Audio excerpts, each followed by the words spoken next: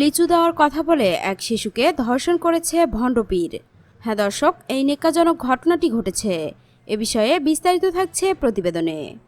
বহুল আলোচিত কুমিল্লার দেবিদ্বারে লিচু দেওয়ার কথা বলে 7 বছরের শিশুকে ধর্ষণের ঘটনায় অভিযুক্ত ভণ্ডপীর ইকবাল শাহ সুন্নি আল কাদিরিকে গ্রেপ্তার করেছে পুলিশের elite force rapid action battalion.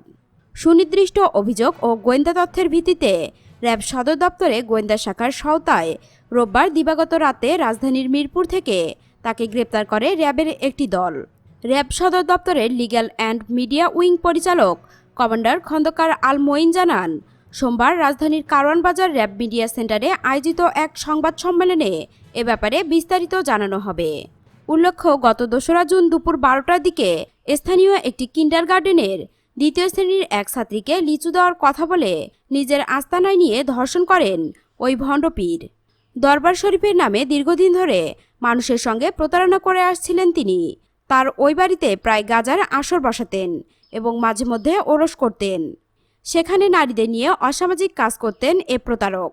তার এসব কাজে সহায়তা করত স্থানীয় একটি প্রভাবশালী চক্র।